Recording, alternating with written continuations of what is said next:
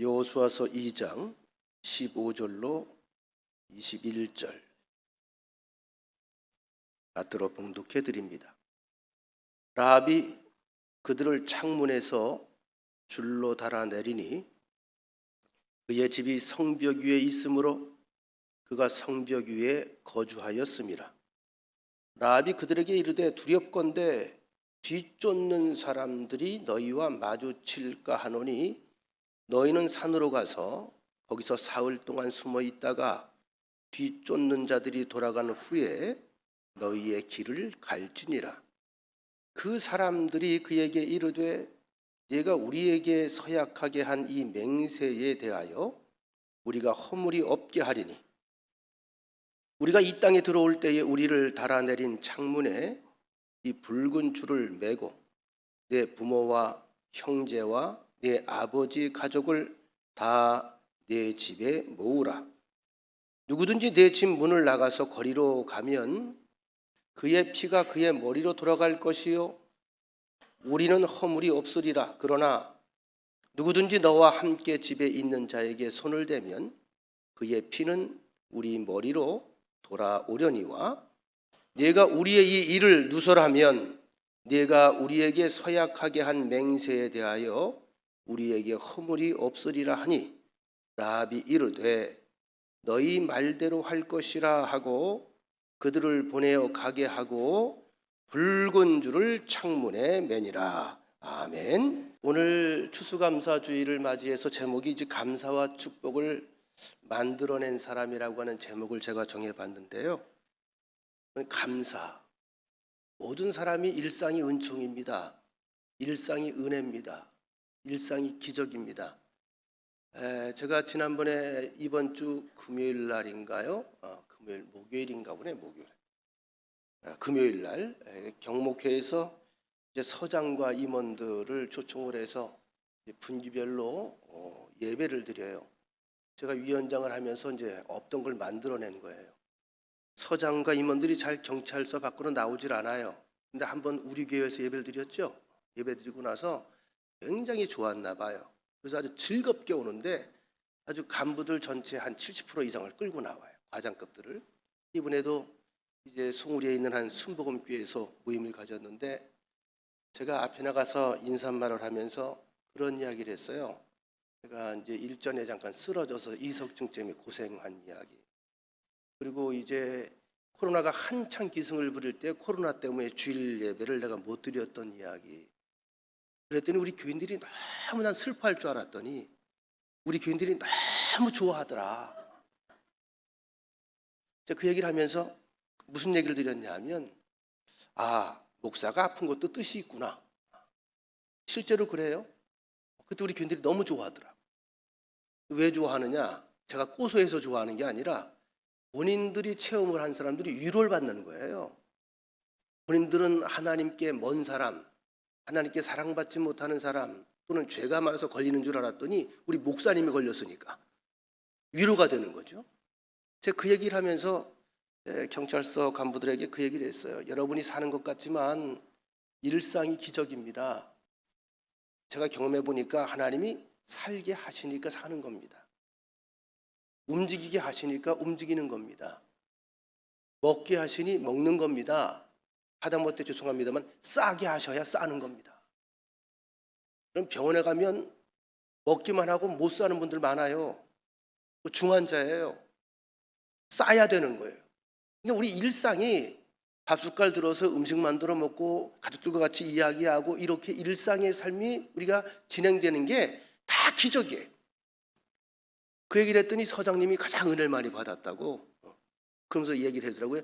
경찰청장이 굉장히 깐깐한 사람이라서 그 코로나 시대에 아주 거기에 대해서 굉장히 엄하게 통제하던 분인데 이분이 코로나가 걸렸대. 본인이 코로나 걸리니까 격리가 돼야 되잖아요. 얼마나 고통스러워요.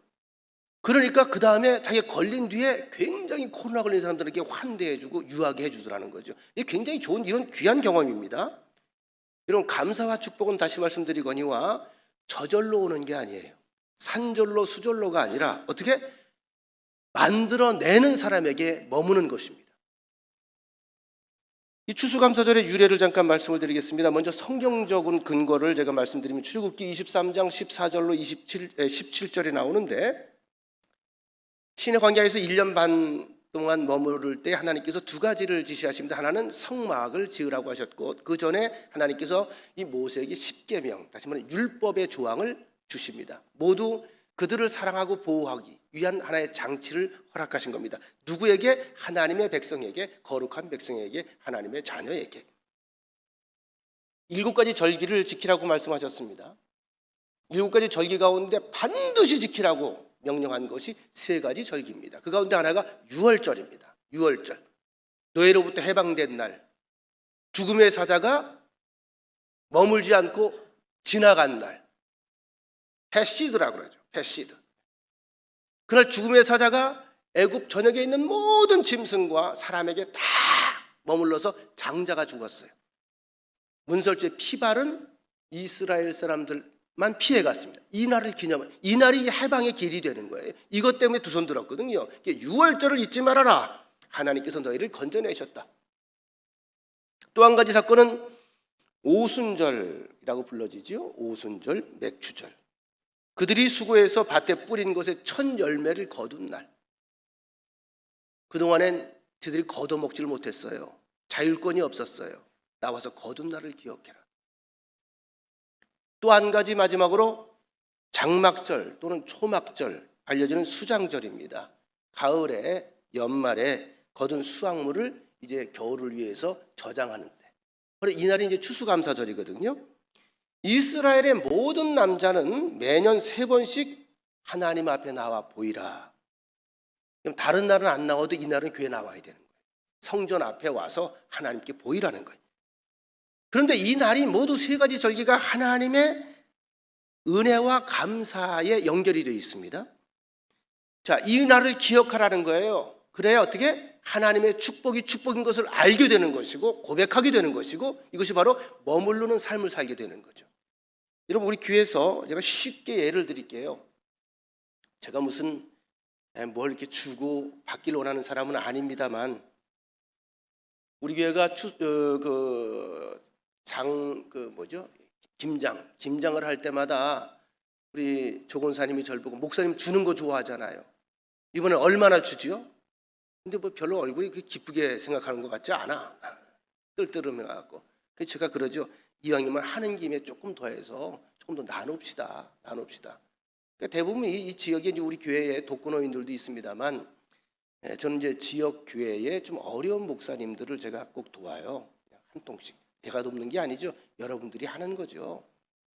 근데 그게 여러분 큰 것 같지 않지만 그 마음이잖아요. 매년 이분들이 매일 가져갈 때마다 감동을 느껴요. 행복해하고요, 송구스러워하고요, 고마워해요. 그런데 이 말씀을 드리려고 그래요. 가져갈 때마다 난 수입기에 볼 때마다 감동이야. 말 한마디. 그럼 제가 그 다음에 또 주고 싶을까 안 주고 싶을까? 주고 싶죠. 그죠? 문자라도 너무 송구하고 미안하고 감사하다고 주고 싶죠. 그리고 거기다 더 사랑받는 사람이 방법이 있어요. 전화를 또 해서 너무 맛있다고, 인생 배추라고, 인생 김장이라고, 이렇게 맛있는 김치를 먹어본 적, 내가 많은 식당 가서 많은 김치를 다 먹어봤는데 수입기의 김치가 제일 맛있다고. 또 줘야 돼 말아야 돼? 그건 또 줘야 돼. 근데 여러분 보세요. 같은 은혜를 입잖아요. 제가 생색내는 게 아니고요. 어떤 분은 어디 김장김치가 있으니까 갖다 놨으니까 가져가시오. 그러면 가져가긴 가져간 것 같아. 없어졌으니까. 가져갔다는 말이 없어. 매년 그래. 제가 갈등을 좀 일으키는 거예요. 요 인간은 줘야 돼 말아야 돼? 내가 뭘 공지사를 받겠다고 하는 게 아니고요. 전 기본 자세라고 봐요. 은혜에 대해서 표현할 줄 아는 거. 이게 뭐죠? 감사의 마음이거든요. 여러분, 하나님께 대해서 우리가 감사도 똑같아요. 무언가 말로 해야 되고요, 몸으로 해야 되고요, 가슴으로 해야 되는 거예요. 그래서 여러분, 하나님이 가장 감격스러워하고 가장 감동을 받는 예배는 어떤 예배다? 감사 예배입니다. 감사 예배. 사람의 마음을 움직이는 것도 감사를 알고 그 은혜에 대해서 감동하고 은혜를 갚으려고 할 때 하나님의 마음을 움직이고 하나님을 가장 감동시키는 일 역시 하나님의 은혜를 기억하고 입으로 고백하고 감사를 드리는 일입니다. 오늘 본문은 한 여장부의 이야기가 기록되어 있습니다. 잘 아시는 이야기예요. 우리 교인들이 공부를 많이 했으니까. 한 여장부, 직업은 천하입니다. 한마디로 말하면 몸 팔고 사는 사람이고 웃음 팔고 사는 사람이고 술 팔아 사는 사람이에요. 매춘부입니다. 성경에 적나라하게 매춘부라고 써놨어요.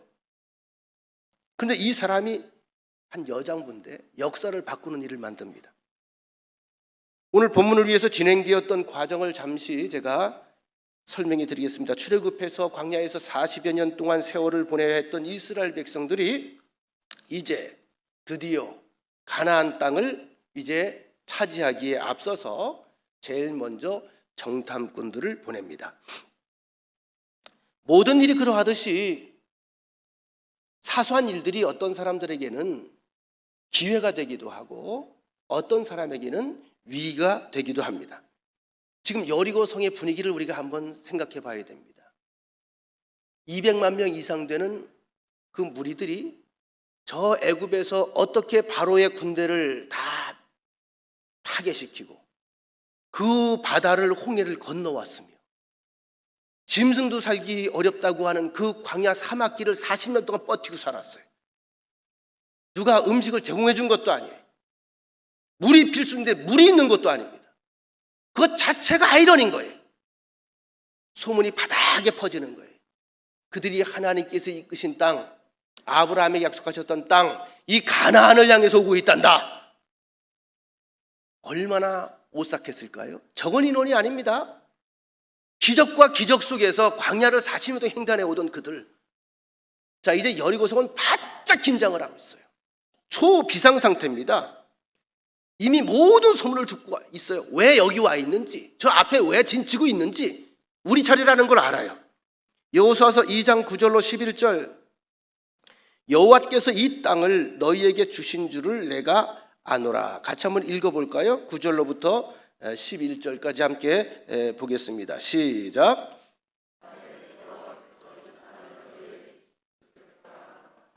우리가 너희를 심히 두려워하고 이 땅 주민들이 다 너희 앞에서 간담이 녹나니 이는 너희가 애굽에서 나올 때에 여호와께서 너희 앞에서 홍해물을 마르게 하신 일과 너희가 요단 저쪽에 있는 아모리 사람의 두 왕 시온과 옥에게 행한 일, 곧 그들을 전멸시킨 일을 우리가 들었음이니라. 우리가 듣자 곧 마음이 녹았고 너희로 말미암아 사람이 정신을 잃었나니 너희 하나님 여호와는 위로는 하늘에서도 아래로는 땅에서도 하나님이 신이라. 여리고 성에서는 몰래 지금 들어온 정탐꾼들을 잡으려고 혈안이 되어 있는 상황에서 이 사람들이 다급하게 기생 라합의 집에 지금 숨어 들어가게 된 상황입니다. 자, 목숨이 경각에 달린 순간 정탐꾼과 라합의 이 대화 주목해 보시기 바랍니다. 2장 13절, 나의 부모와 나의 남녀 형제와 그들에게 속한 모든 사람을 살려주어 우리 목숨을 죽음에서 건져내라. 이게 이제 라합을 우리가 주목해 봐야 되는 그런 눈입니다. 여리고성에 어떤 일이 벌어질지를 알고 있어요. 다 알고 있어요. 그 성읍 사람들이 전쟁이 시작될 걸 알고 있어요. 그리고 이미 마음이 녹았어. 왜? 어떻게 그들이 여기까지 왔는지 소문이 파다해. 이건 사람이 하는 일이 아니야. 전적으로 신의 일이고 하나님의 일인데 그 하나님은 정말 엄청난 하나님이야. 이제 우린 꼼짝 못해. 이미 마음에 사기가 다 꺾여버리고 만 거예요. 이런 상황 가운데에서 자신의 가정을 구원하시는 하나님의 손길을 라합은 뭐예요? 본 거예요. 이분들이 여기로 왔어? 못 봤으면 죽는 거야. 여기로 왔어? 이건 하나님께서 특별한 섭리 가운데 우리에게 보낸 선물이다. 이렇게 받아들인 거죠. 그리고 이것을 기회로 삼아요. 이 기회에 우리 가족을 살려야 되겠다. 나도 살아야 되기 때문에 우리 가족을 살려야 되겠다. 형제들을 살려야 되겠다. 이건 기회다. 어쩜 지금 위기예요. 이거는 위기라고요. 여러분, 참으로 재미있는 사실이 있어요. 여러분 아시는 것처럼 모든 민족이 구원을 받기까지 쉬지 않으시는 하나님, 누구든지 그를 믿는 자마다 구원을 얻으리니. 다시 말하면 구원의 기회는 모두에게 열려 있습니다.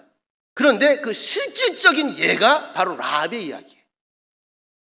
성경에 우리에게 축복에 관한 이야기가, 기적에 관한 이야기가, 하나님의 보살핌에 관한 이야기가 얼마나 많이 나옵니까? 그런데 어떻게 해요? 우리가 라합이 돼야 그 주인공이 되는 거예요. 제가 이거 레마라고 하는 말을 쓰죠. 똑같은 말씀을 함께 듣습니다. 한 성경을 같이 봅니다. 그런데 은혜 받는 사람들의 은혜 받는 그 타임은 다 달라요. 어떤 사람은 여기에서 은혜를 받고, 어떤 사람은 본론에서 은혜 받고, 어떤 사람은 마지막에 성경 구절 한마디에 은혜를 받습니다. 어쨌든 내 것이 되어야 돼요. 이래야 라합의 축복과 라합의 감사를 우리가 함께 공유할 수 있게 됩니다. 오늘 본문 다시 말씀드립니다. 라합에 대해서 기생이라고 소개를 했는데 히브리서 11장 31절 그리고 야고보서 2장 25절에도 똑같이 라합을 기생이라고 소개를 하면서 포르네라고 하는 단어를 사용을 했어요. 죄송합니다. 혹시 포르노라고 하는 단어는 아시나요? 비슷하죠? 여기서 유래된 말이에요. 포르네, 매춘부라고 하는 말입니다. 이 이야기를 우리에게 들려주는 거예요. 하나님의 구원 역사를 행하시고 그 큰 난공불락의 여리고성을 함락시키시고 그 하나님의 위대한 약속과 위대한 하나님의 계획을 이루어 가시는데 매춘부를 사용하셨다고 하는 것 좀 아이러니잖아요. 하나님이 그를 쓴 거거든요. 우리에게 아주 귀한 메시지를 던져줍니다. 하나님의 큰 은혜와 엄청난 감사의 사건은 우리의 예측을 벗어나는 곳에 더욱 강하게 나타나요. 이런 성경에서 구원받은 사람들을 보세요. 정말 보잘것없는 사람들이에요. 하찮은 사람들이에요. 그런데 하나님이 그를 만나고 그를 붙들어 쓰니까 어떻게 해요? 그가 위대한 우리에게 하나님의 영광을 드러내게 되는 것입니다.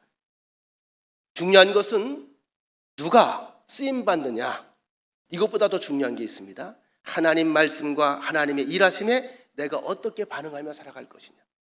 오늘 감사 예배도 그래서 추수감사가 중요한 거예요. 어떻게 우리가 하나님 앞에 우리가 액션을 취할 것인가, 정말 감사를 감사로 여길 것인가. 불기둥교회 고신일 목사님이 쓴 준비된 2인자라고 하는 책이 있습니다. 거기에 인상적인 예화가 있어 여러분들에게 소개합니다. 비가 많이 내리는 어느 날 미국의 피츠버그의 한 가구점에서 초라한 모습의 할머니가 꾸부정해서 길에서 왔다 갔다 서성거리고 있어요. 날이 좀 추워요. 비가 와요. 안에서 주인이 보니까 이 할머니가 좀 딱해. 감기 걸릴 것 같아. 그 문을 열고 할머니 안으로 들어오세요. 그랬더니 할머니는 이제 긴장을 하면서 난 가구를 사려고 그러는 것이 아니라 지금 날 태우러 오는 차를 기다리는 중이에요. 이렇게 말을 했어요. 주인이 말하기를 괜찮아요. 안 사셔도. 밖에 춥잖아요. 비가 오잖아요. 여기 앉으세요. 따뜻한 차를 준비를 해서 잘 대접을 해드리면서 자꾸 초조해하는 할머니 대신 염려하지 마세요. 차 번호가 몇 번이죠? 그리고 주인이 나가서 자꾸 밖을 내다보는 거, 차 번호. 차가 오나 안 오나. 차가 올 때까지, 할머니가 그 차를 탈 때까지 한 번도 미소를 잃지 않고 따뜻하게 할머니에게 친절을 베풀었어요. 어머니를 만난 아들처럼. 차가 왔어요.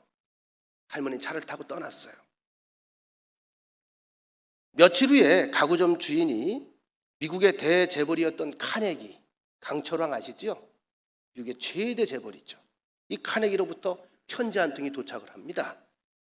내용이 이렇게 되어 있어요. 비 오는 날 제 어머님께 베푼 당신의 친절에 감사드립니다.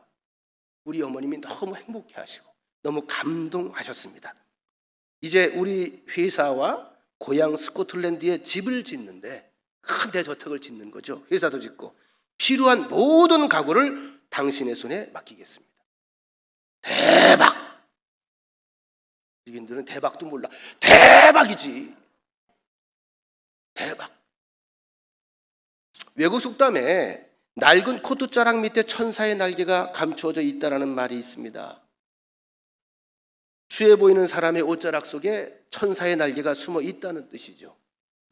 이 작은 친절 하나, 그 사건이 이 가구점을 역사를 바꿔놓은 거예요.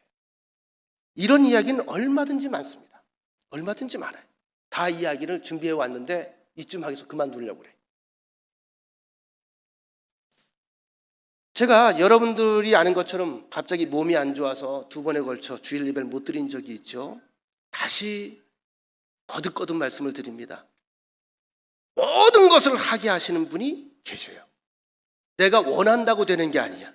내 마음대로 되는 게 아니야. 내 계획대로 되는 게 아니야. 숨 쉬는 것도, 눈 뜨는 것도, 먹는 것도, 계획하는 것도, 일상의 모든 것 중에 그분의 허락이 없이 되는 것은 아무것도 없어요. 우선 전 계속 이 고백이 나와요. 아무것도 없어요. 그래서 매일이 기적이다. 매일이 감사다. 매의 순간이 사랑이고 은혜다. 내 주변에 소중하지 않은 사람이 없어요. 여러분들은 너무 소중한 분들이 내 옆에 있다는 것을 참으로 다시 한번 감사를 드려야 돼. 옆 사람과 인사합시다. 너무 고마워요. 너무 감사해요. 소중한 것을 소중하게 여기지 않으면 그 소중한 것은 나를 떠나갑니다. 감사를 모르면 불행만 남습니다. 오늘 라합의 이야기에서 가장 중요한 것은 정탐꾼들이 왜 기생 라합의 집에 들어갔을까? 이건 중요한 게 아니에요. 그들이 라합의 집에 들어갔을 때 라합이 어떤 행동을 취했는가? 여기에 포커스가 있습니다. 적어도 그 여인이 웃음을 파는 직업을 가졌을진 모르겠지만 그가 하나님에 대해서 소문으로 들었고 그 하나님을 그가 알고 있었다는 것 때문에 결단하고 행동한 그 내용을 우리가 주목하자는 거예요. 구원받은 자로서 붉은 줄을 내리고 살아간다는 것은 대단한 모험입니다. 라합은 웃음을 파는 여자였지만 하나님에 대해서 듣고 있었습니다. 이 하나님에 관한 이야기는 가나안 여리고성 사람들이 다 들은 거예요. 근데 이상하죠? 들었는데 라합에겐 믿음이 생겼어요. 믿음이. 마음이 녹았고, 우리가 앞에 읽었죠? 마음이 녹았고 정신을 잃었다. 너희의 하나님 여호와는 위로는 하늘에서도 아래로는 땅에서도 하나님이시니라. 이 사람이 이미 신앙인이 되어버렸어요. 그래서 이 믿음의 고백처럼 이 여인은 자신의 인생과 자신의 가족의 삶을 하나님께 맡기기로 했어요. 이것은 모험이 아니라 믿음으로 말미암은 전적인 위탁입니다. 전적인 위탁. 전적으로 어떻게 위탁할 수 있지? 전적으로 믿는다는 거예요. 여호수아 2장 18절 보면 정탐꾼들이 이야기를 합니다. 우리가 이 땅에 들어올 때에 우리를 달아내린 창문에 이 붉은 줄을 매고 내 부모와 형제와 내 아버지의 가족을 다 내 집에 모으라. 하나님의 이 축복과 구원의 역사는 한 개인에게서 끝나는 것이 아니라 아주 그 파급 효과가 대단히 큽니다. 진정한 신앙은, 참 믿음은 구원의 역사를 확산시킵니다. 우리 자신을 돌아봐야 돼요. 내 믿음으로 내 주변이 뭐가 바뀌고 있지? 내가 하나님을 믿는다고 하는 이 고백과 이 신앙관을 가지고 혹시 내 이웃에게 어떤 영향이 있지? 죽거나 말거나 이렇게 되면 안 돼요. 라합에게서 그런 일이 벌어졌어요. 비천한 여인입니다. 그런데 한 사람의 믿음으로 말미암아 이 확신 때문에 다른 가족은 한 게 없어. 그 가족이 다 영향을 받아요. 거룩한 영향, 선한 영향. 중요한 것은 이 일을 이루기 위해서 라합이 머물거리지 아니하고 즉각적으로 행동에 옮겼다고 하는 사실이 중요합니다. 본문의 21절 라합이 이르되 너희 말대로 할 것이라 하고 그들을 보내어 가게 하고 다 같이 시작. 붉은 줄을 창문에 매니라. 다시 한번 뭘 맸다고요? 붉은 줄을 창문에 매니라. 이게 이제 구원받은 자의 특징들입니다. 지금 정탐꾼이 돌아갔어요. 지금 쫓는 사람들이 있으니까 라합이 얘기해줘. 그냥 나가면 바로 들키니까 산에 가서 한 3일 동안 숨어 있다가 조용히 지거덜랑 가라. 그러니까 갔다 이 사람들이 이 계획을 수립하기 다시 오려면 금방 온다는 거요? 좀 시간이 걸려요. 시간이 걸려요. 그러니까 라합이 굳이 붉은 줄을 지금 내려야 돼? 안 내려도 돼? 안 내려도 돼요. 그런데 야곱이 작정을 하고 난 뒤에 곧바로 붉은 줄을 창에 내렸다고 성경이 말하죠. 결단하고 바로 행동에 옮긴 거예요. 이제 상상을 좀 해보세요. 붉은 줄을 내리고 난 후에 라합에게 가장 하루의 중요한 일상이 무엇이었을까? 성경을 좀 이렇게 깊이 천천히 들여다보면 훨씬 감동이 크게 다가옵니다. 매일 뭘 확인했을까? 줄이 잘 매달려 있나? 창문 밖에 이렇게 내다보면서 빨간 줄이 떨어졌나? 날아갔나? 끈이 잘 보이게 매달려 있나? 항상 매일 아침 저녁으로 그거 눈 뜨면 그거부터 보는 거예요. 왜? 그게 구원줄이야. 생명줄이야. 이게 안 보이면 죽어. 보여야 돼. 언제 올지 모르는 이스라엘 백성이 혹시라도 못 보면 어떡해? 우리의 신앙관도 이와 같아야 돼요. 근데 여러분 한편 또 생각해 봅시다. 붉은 줄을 내리면서부터 붉은 줄을 확인하는 삶을 살게 되죠. 이 확인하는 삶이 구원받은 자의 감격을 기대하며 살게 한다는 거예요. 여리고성 안에 모든 사람들은 이스라엘이 다시 온다는 걸 알아 몰라 같이 알고 있어요. 그들에게 그날은 무슨 날일까? 심판의 날이에요. 죽음의 날이에요. 다시 말하면 공포와 두려움의 날입니다. 여기에 그날을 손꼽아 기다리는 가족이 생겼죠. 누구죠? 라합입니다. 이게 지혜예요. 이 날이 자기들은 사는 날이에요. 신분이 바뀌는 날이에요. 오롯이 구원받는 날이에요. 여러분, 기대가 없는 사람에게는 감격도 없어요. 아침에 눈이 떠지거들랑 잠시 하나님께 기도하며 감사하며 눈앞에 펼쳐지는 모든 곁에 있는 것들부터 다 새로운 눈으로 감사하세요. 이런 뭐가 따라올까요? 감동이 자꾸 따라오는 거예요. 또 하나 생각할 것이 있습니다. 붉은 줄을 내리는 순간에 라합은 즐겁기만 했을까요? 조금 불편하기도 했을까요? 불편하기도 했죠. 위험하기도 합니다. 왜? 없던 일이 생겼잖아. 지나가던 사람들이 그냥 지나가던 길을 항상 보면 뭐가 생겼으니까 쳐다봐 안 쳐다봐? 왜 붉은 줄이 내려져 있지? 왜 저기 내려져 있지? 사람 눈에 지금 라합은 뛰는 게 좋아? 안 뛰는 게 좋아? 안 뛰는 게 좋잖아요. 아무 특징이 없던 집에 붉은 줄이 내려지면서 사람들이 주목을 하게 됐단 말이에요. 이게 어떻게 소리가 나갈지 몰라. 아시는 것처럼 이미 그들은 성읍 사람들은 왕에게 정탐꾼이 들어왔다는 것을 알고 있었고 알렸고 이것이 라합의 집에 들어갔다는 것까지 알고 쫓아 들어왔습니다. 그 집에 갑자기 없던 붉은 줄이 내려갔어요. 불편했을까 안 불편했을까? 불편하죠. 근데 불편함으로 끝나는 일이었는가? 아니죠. 라합에겐 그들이 모르는 기대감이 있었던 겁니다. 다른 사람에게는 심판의 날이었는데 라합에게는 구원의 날이 다가오는 것이었기 때문에. 여러분 터키 선교사를 통해 들은 이야기입니다. 터키 아시죠? 이슬람 국가예요. 태어나면 주민등록 그 증에 반드시 종교를 표시하게 돼 있어요. 터키 사람들. 우리나라는 그렇게 안 돼 있죠? 7,500만 명의 인구 가운데 크리스천이 4,000명이래요.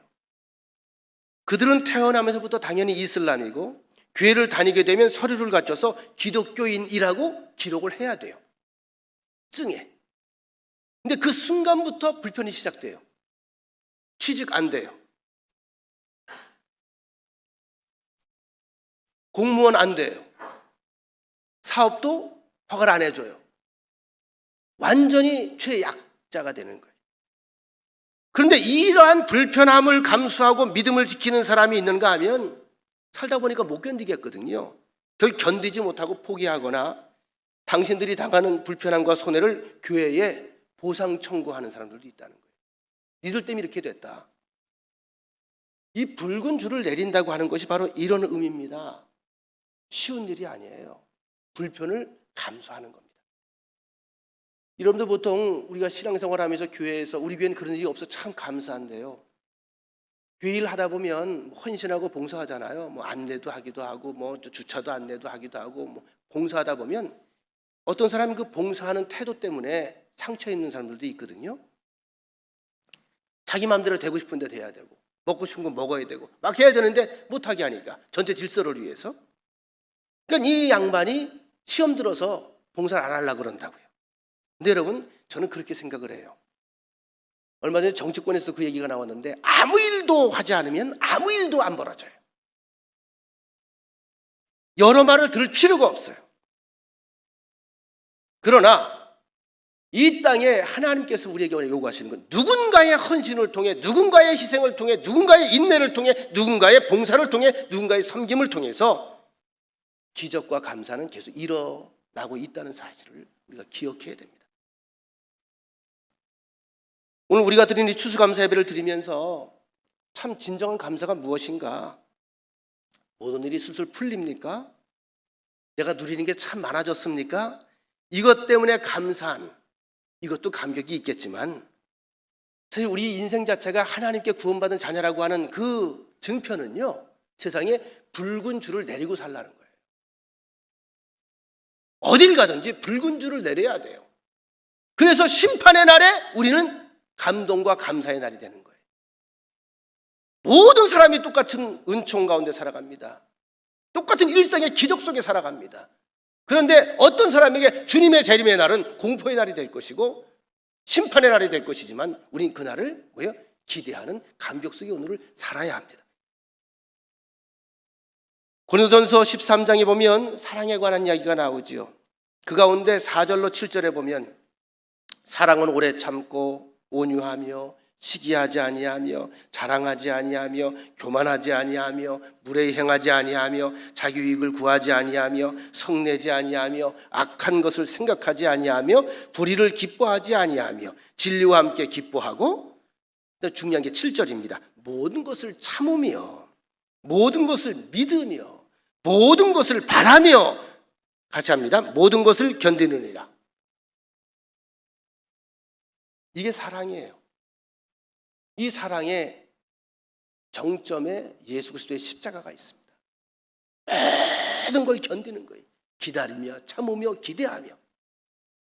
그 안에서 여러분과 제가 이렇게 멋진 아들, 딸들이 되었습니다. 제가 지난주 금요일 날 얘기했죠. 경목순회 예배 때에 이제 점심을 먹고 차를 한 잔 좀 하자고 해서 목사님 경목위원들하고 같이 차를 마시다가 우리 지방의 한 교회 목사님에게 교회 건축이 어떻게 잘 진행되고 있느냐 제가 물었어요. 어느 교회라고는 얘기하지 않겠습니다만 교회 건축을 준비를 하고 있어요. 아마 이른 시간에 시작을 할 것 같은데 잘 준비가 되시냐고 그랬다가 이런 얘기를 들었어요. 우리 교회와 아주 가까운 곳에 있는 교회입니다. 있는 건물을 헐고 그곳에 크지 않게 특징이 있게 그렇게 교회를 건축을 하려고 하는데 건축 비용을 대략 한 20억 정도로 잡은 것 같습니다. 그러면서 이제 이런 이야기를 해요. 그곳에 이제 원로 장로님을 포함해서 장로님이 10명. 우리 교회하고 규모가 비슷해요. 담임 목사님이 먼저 7천만 원을 작정을 해서, 담임 목사님 가정에서 7천만 원을 작정을 해서 올린 거죠. 그래서 이제 장로님들이 또 본을 보여야 되니까 장로님들이 자원해서 4천만 원씩을 이제 작정을 해서 올렸어요. 그 가운데 다른 얘기를 하려고 하는 게 아니라 두 분이 다 부부가 장로로 있다가 은퇴하신 분이 있어요. 우리 장로님들 금방 아실 거예요. 이 분들의 이야기를 들려주려고 그래요. 자녀들은 다 장성에서 독립을 했고 두 내외가 장로님으로 은퇴한 뒤에 지금 그분의 삶을 저도 알고 있거든요. 지금 사시는 데가 전세예요. 8천만 원짜리 전세. 집도 크지도 않아요. 근데 두 내외 살긴 그 정도면 괜찮다. 이렇게 살아요. 회사 생활을 하셨기 때문에 연금을 받고 살아가는 분입니다. 그러니까 여유가 없지요. 그런데도 3천만 원을 작정을 하셨다고 해요. 그 다음 이야기가 놀라워요. 이 장로님이 강단 청소를 이제 담당을 했는데 강단 청소를 하고 내려가셔서 이렇게 턱이 있으니까 내려가다 거꾸로 이렇게 떨어지면서 팔이 골절이 된 거예요. 이 목사님은 이제 이러면 이제 목사가 염려를 해요. 아, 저 시험 들면 어떡하지? 우리 일꾼이 시험 들면 어떡하지? 여러분 교회 하다가 다쳐봐. 시험 들잖아. 실족하면 어떡하지? 염려를 하고 있는데 그 다음날 새벽에 부러진 팔에 기부스루라고 새벽 예배를 나왔더라는 거예요. 그들이 봉투에, 강단에 봉투를 하나 올려놓더래요. 내용을 열어보니까 이게 은혜스러운 거예요. 하나님, 머리 다치지 않게 하셔서 감사합니다. 여러분들은 감사하지 않아도 돼. 머리 다치지 않게 하셔서 감사합니다. 거꾸로 탁 쳐박혔으니까. 그리고 오른손이 아니고 왼손 부러지게 해서 감사합니다. 왜? 오른손은 불편하지 한 게 없으니까. 그리고 또 감사한 것은 두 다리 멀쩡해서 교회 나오는데 지장 없게 하셔서 감사합니다. 모든 게 하나님의 은혜입니다. 그래서 감사한 마음으로 3천만 원을 더 작정을 하셨대. 그 얘기 듣는데 더럽게 부럽더라고. 이 얘기하는 거예요. 이게 감사거든요. 이분이 감사해야 될까요? 원망해야 될까요? 이게 감사의 힘이에요. 오늘 여호수아서 2장에 보면 드디어 이스라엘 백성이 가나안 땅 정복을 시작하는 장면이 나옵니다. 1절, 눈의 아들 여호수아가 시딤에서 두 사람을 정탐꾼으로 보내며 이르되 가서 그 땅과 여리고를 엿보라 하며 그들이 가서 라합이라 하는 기생의 집에 들어가 거기서 유숙하더니, 어쩌면 정탐꾼들이 들어갔다 다급하게 피할 수 있는 곳이 라합의 집이 그런 집이잖아요. 이해가 되시죠? 제일 숨기가 용이했다고 아마 판단을 했던 것 같습니다. 그런데 여러분, 이것은 그래서 예기치 못한 만남이었죠. 이럴 줄 알았어요? 전혀 예기치 못한 사건이 여기서 벌어진 거예요. 이것이 기대하지 못했던 축복을 만나게 한 겁니다. 중요한 것은 그 만남이 지금 라합의 집엔 큰 축복이 되었지만 어쩌면 그렇지 않았을 수도 있었다. 이걸 염두에 둬야 됩니다. 여러분, 다시 말씀드립니다. 축복은 거저오는 게 아니에요. 거저오는 게 아니에요. 이미 설명을 여러 번 했습니다만 당시 여리고 성이, 이스라엘 백성이 요단강을 건너오는 것을 보고 있어서 안 보고 있었어? 다 보고 있어요. 모든 신경과 촉각이 곤두서 있어요. 여호수아서 2장 2절로 3절. 어떤 사람이 여리고 왕에게 말하여 이르되 보소서, 이 밤에 이스라엘 자손 중에 몇 사람이 이 땅을 정탐하러 이리로 들어왔습니다. 보초가 본 거예요. 여리고 왕이 라합에게 사람을 보내요. 이르되 내게로 와서 내 집에 들어간 그 사람들을 끌어내라. 지금 라합의 집을 덮친 거예요. 그들은 이 온 땅을 정탐하러 왔느니라. 자, 여러분, 지금 이 상황 되면 이게 촉각이, 그죠? 촉각을 다투는 그런 시간이에요. 알고 쫓아왔어요. 지금 여기에 내가 숨겨놓은 사람이 있어요. 어떻게 할 거예요, 정 권사님? 숨겨줄 거요? 여기 있대. 그걸 내놓을 거야. 참 어려운 질문을 하지, 내가? 여러분, 제가 기도할 때 늘 요즘에 자주 쓰는 그 기도가 있어요. 하나님, 내가 인생을 살면서 많은 일을 경험하고 많은 사람들을 만나게 되는데 내가 만난 사람의 자리에 늘 아름다운 향기가 좀 남게 하옵소서. 복된 자리가 되게 하옵소서. 오늘 만나는 사람이 우리 인생에서 복된 사람이 되게 하여 주옵소서. 이 기도를 요즘에 계속해요. 제가 쓰러지고 난 이후에 일어나서 하는 기도입니다. 그래서 여러분들이 제가 아프고 나니까 더 이뻐 보이는 거예요. 사람은 가끔 아파야 돼. 그래야 소중한 게 소중한 걸 알아. 여러분, 너무 이뻐요. 볼때기를 확 꼬집어주고 싶어. 사실 오늘 우리에게 일어나는 모든 일이 다 하나님의 손길 가운데 일어나고 있는데 우리의 삶 좀 진지해지고 하나님의 일하시는 것을 우리가 느껴야 돼요. 너무 모르고 살아가요. 누가 주의 낯을 피하리요? 먼저 이 세상을 살았던 우리 신앙인들, 선조들의 고백이 아닙니까? 우리는 흔히 아는 사람이 없으면 피한다고 생각하지만 하나님의 눈을 피할 수는 없습니다. 그리고 하나님의 피할 수 없는 눈이 여러분들을 오늘까지 먹여 살리는 거예요. 살게 하시는 거예요. 보살핀 거예요. 끌어안은 거예요. 창세기 4장에 보면 가인의 범죄함이 나오지요. 아벨을 죽였어요. 그가 동생을 죽이고 두려워 숨었습니다. 하나님이 찾아내십니다. 오늘 여러분이 만나는 모든 만남이 예기치 못하는 만남이라고 해도 하나님의 인도하신 가운데 일어나고 있다고 하는 사실을 우리는 고백해야 됩니다. 그럼 어떻게 해요? 모든 게 소중한 거예요. 라합은 위기를 축복으로 만든 사람이에요. 실력 있는 사람이에요. 믿음이 있는 사람이에요. 여러분, 성가대가 찬양을 하는데 곡 중에 솔로가 나오잖아요. 솔로가 똑같은 가운을 입고 찬양하는 솔로가 나와. 너무 솔로가 이뻐. 그 여자 목소리가 너무 여성 목소리가 이쁜 거예요. 야, 이런 목소리가 있다니. 근데 아무리 봐도 성가대가 한 100여 명 되는데 누가 입을 벌리는지 모르겠어. 분명한 것은 이건 분명하죠. 그 소리가 들리지요. 누군가 내 눈으로 확인할 수는 없어도 지금 거기 노래를 부르고 있는 거요? 안 부르고 있는 거요? 부르고 있는 거요. 왜냐하면 소리가 들리기 때문에. 하나님은 우리에게 계속 우리에게 메시지를 전달해 주십니다. 우주 만물을 통해 하루라는 일과를 통해서 또 밤에도 낮에도 24시간 계속 메시지를 전달해. 그 속에는 우리에 대한 사랑과 애정과 깊은 하나님의 배려가 있습니다. 우리가 만나는 사람들 한 사람 한 사람이 다 축복과 심판의 갈림길에서 만나는 사람들입니다. 여러분들을 만나는 사람들이 심판의 자리가 아니라 축복의 자리에 머무는 역사가 있게 되기를 축원합니다. 바로 그것이 우리의 사명인 거예요. 라합의 사명 때문에 가족이 살았어요. 여러분 때문에 누가 살 것입니까? 그 살리는 게 우리의 사명이다. 붉은 줄을 내리는 결단이 감사를 만들어냈다는 사실을 우리가 꼭 명심했으면 좋겠습니다. 수없이 많은 만남 가운데 스쳐가는 만남으로 그냥 끝나는 것이 아니라, 잊혀지는 것이 아니라 그곳에 감사의 기념비를 세우는 만남들이 여러분 일생에 날마다 이루어지기를 간절히 축원합니다. 감사는 저절로 생기는 게 아니라 만들어지는 것입니다. 또 붉은 줄을 내리며 매일매일 기억하며 실천하는 삶을 통해서 만들어지는 것입니다. 여러분, 지금까지 살아온 지난날, 우리가 히스토리라고 그러죠. 역사를 히스토리.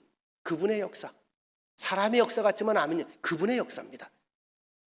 우리의 이야기는 곧 누구의 이야기일까요? 하나님의 이야기. 꼭 명심하고 살아가세요. 여러분들의 하루하루의 삶은 하나님의 이야기로 남습니다. 여러분에게 주어진 오늘은, 이 순간은 하나님의 가장 귀한 프리센트, 선물입니다. 선물은 감사한 마음으로 받아야 돼요. 또 한 가지, 선물은 누군가 주는 이가 있어서 받는 것입니다. 하나님이 우리에게 이미 많은 선물을 부여하십니다. 어떻게 받아야 할까요? 감사함으로 받아야 돼요. 여러분들의 감사의 고백의 자리가 또 다른 구원의 역사와 축복이 연결되는 아름다운 기적의 자리가 되기를 간절히 축원합니다. 좋으신 하나님, 오늘 귀한 말씀 함께 나눴습니다. 세상에서는 천덕꾸러기, 그리고 비천한, 비루한 그런 신분으로 그녀가 어떻게 그런 일을 할 수밖에 없었는지 다 알 수 없지만 얼마나 많은 사연이 있었을까요? 얼마나 많은 아픔이 있었을까요? 얼마나 많은 눈물이 있었을까요? 얼마나 많은 고독과 외로움이 있었을까요? 그런데 하나님에 관한 이야기를 소문으로 듣고 그의 마음속에 믿음이 생겼고, 믿음 가운데 만난 정탐꾼들과의 그 만남은 우연한 만남이 아니고 예기치 못한 만남이었지만 그의 마음속에 구원의 확신을 가지고 하나님께 대한 고백과 결단의 행위를 통해서 새 역사를 그는 펼쳐내는 위대한 믿음의 선조가 되고 신앙의 여장부가 되었습니다. 그래서 그는 감사를 만들어냈고 축복을 만들어내었습니다. 우리 역시 하나님의 자녀로 살아가면서 무력한 인생이 아니라 날마다 우리를 위해서 모든 것을 다 공급하시고 제공하시고 은혜를 주시고 우리에게 보살피시는 하나님의 그 선물에 감사하며 그렇게 축복을 이 땅에 만들어내는 귀한 통로들이 되게 하옵소서.